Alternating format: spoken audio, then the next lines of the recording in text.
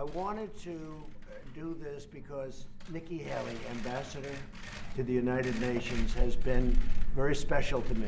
She's done an incredible job. She's a fantastic person, very importantly, but she also is somebody that gets it. She has been at the United Nations from the beginning with us, right from the beginning, and worked with us on the campaign. It's been really a long time, very intense, and she told me probably 6 months ago, she said, you know, maybe at the end of the year, at the end of a 2-year period, but at the end of the year, I want to take a little time off. I want to take a little break. She's been a very successful, as you know, governor of South Carolina for 8 years. And then she did this, and this is possibly even more intense with what's going on in the world, and very dangerous and a lot of things. But she's done a fantastic job, and we've done a fantastic job together. We've solved a lot of problems, and we're in the process of solving a lot of problems. At the beginning, North Korea was a massive problem, and now we're moving along. It's moving along really nicely. I can speak for Secretary of State Mike Pompeo. He thinks the world of Nikki, and so we're all happy for you in one way, but we hate to lose. Hopefully you'll be coming back at some point, but you want to just, in maybe a different capacity. You can have your pick. But I just want to let you know, so at the end of the year, Nikki will be leaving, and we'll be in constant touch. I know that whenever you have any ideas, you're going to call me because you know all the players. And that was really the thing I think she did best at the United Nations. She got to know the players. She got to know China, Russia, India. She knows everybody on a very first-name basis, and they like her, except for maybe a couple, which is normal. Right? They can't all like you, but they do. They really like her, and I think maybe more importantly, they respect her. So, Nikki, I just wanted to tell you that we will miss you. We'll be speaking all the time, but we will miss you nevertheless, and you have done a fantastic job, and I want to thank you very much. Thank you very much. Thank you. Well, I want to say, first of all, I want to thank the President for just, allowing us to come out and talk to you this way. It has been an honor of a lifetime. I said I am such a lucky girl to have been able to lead the state that raised me and to serve a country I love so very much has really been a blessing, and I want to thank you for that. But I'm most excited. Look at the 2 years. Look at what has happened in 2 years with the United States on foreign policy. Now the United States is respected. Countries may not like what we do, but they respect what we do. They know that if we say we're going to do something, we follow it through, and the President proved that, whether it was with the chemical weapons in Syria, whether it's with NATO, saying that other countries have to pay their share. I mean, whether it's the trade deals, which have been amazing, they get that the President means business, and they follow through with that. But then if you look at just these 2 years at the UN, we've cut $1.3 billion in the UN's budget. We've made it stronger, we've made it more efficient.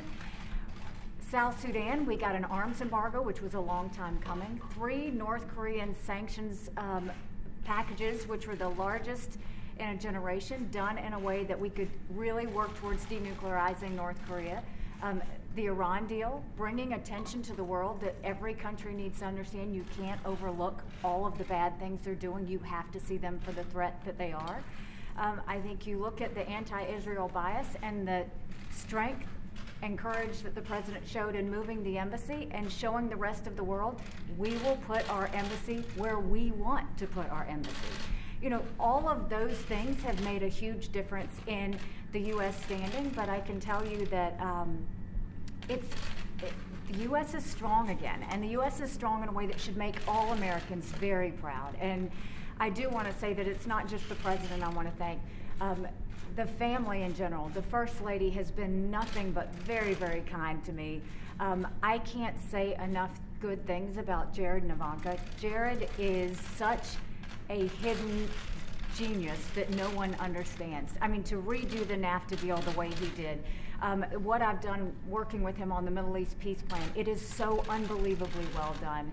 And Ivanka's been just a great friend, and they do a lot of things behind the scenes that I wish more people knew about, because we're a better country because they're in this administration. I also just have to say, certainly thank you to my family. Michael is a saint, and my 2 little ones, I adore them.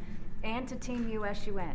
You know, they sacrificed a lot. They put a lot of time and energy into it, but they have a lot of heart and really wanted to make America proud. And so with that, I'm not leaving until the end of the year. My goal is that we make sure that everything is in good place and for the next ambassador to come in. But it's a great day in the United States, and I'm proud to have been part of the team. Now, I don't have anything set on where I'm going to go. I think that the main thing was I was governor for 6 years, and we dealt with a hurricane, a 1,000-year flood, a church shooting, a school shooting. There was a lot, and then to come in and do 2 years of Russia and Iran and North Korea, it's been 8 years of intense time, and I'm a believer in term limits. I think you have to be selfless enough to know when you step aside and allow someone else to do the job. So thank you, Mr. President. Thank you, it's Nikki. been an Take honor care. of a lifetime. And I will say this, for all of you that are going to ask about 2020, no, I'm not running for 2020. I can promise you what I'll be doing is campaigning for this one. So I look forward to supporting the president in the next election. That's so good. Thank you, Nikki. Ambassador Haley, you listed off a long list of accomplishments. Why would you want to leave that all behind? Is it really a personal decision because you've been away from your family for so long, or is there something else too? My family is very supportive. So no, there's no personal reasons. I think that it's just very important for government officials to understand when it's time to step aside. And I have given everything I've got these last 8 years, and I do think that sometimes it's good to rotate in other people who can put that same energy and power into it. So there really is, a lot of people are going to want to say there's a lot of reasons why I'm leaving. The truth is, I want to make sure that this administration, the president, has the strongest person to fight. It was a blessing to go into the UN with body armor every day and defend America. And I'll always do that. I'll never truly step aside from fighting for our country. But I will tell you that I think it's time. And Mr. President, why make the announcement now as opposed to after the midterms? Well, Nikki's going to be staying till the end of the year, which will be just about 2 years. And I just think, and I was just, as Nikki was speaking, I was thinking when we came into office, it was almost inevitable in the minds of many that we were going to war with North Korea. If you ask President Obama, I'm sure he'll tell you that that was by far his biggest problem when we sat and met right here. But that looked like a real problem. Iran looked like a real problem. It was a question of when would they take over the Middle East prior to my coming here, and now Iran is fighting for their lives. They've got riots in all their cities. It's blowing up. Their inflation, their economy is in tatters. And at some point, they'll probably come and want to make a real deal, not the deal that they made, the ridiculous deal that they made. That was unacceptable to me. And so we'll see what happens. But what a difference between Iran when we first came, I'd like to say the day before we came, and also if you look at North Korea, I mean, there was a deal that there was something that was it was a devastating, potentially devastating problem, and now the relationships are very good. Secretary of State Mike Pompeo just left, had a great meeting, also was in China, also spoke to many of the Asian leaders or went there and had some good meetings, but had a really very good meeting with North Korea and Chairman Kim, and we've just made a lot of progress on so many other fronts also. And I think the world, as Nikki said, the world is really respecting the United States again, much more so than they have in many, many decades. We are respected again, that I can tell you, very much respected again. And people want to be on our side. Even if you look at the votes in the United Nations, I mean, votes that we would normally get no votes, we're getting very strong votes now.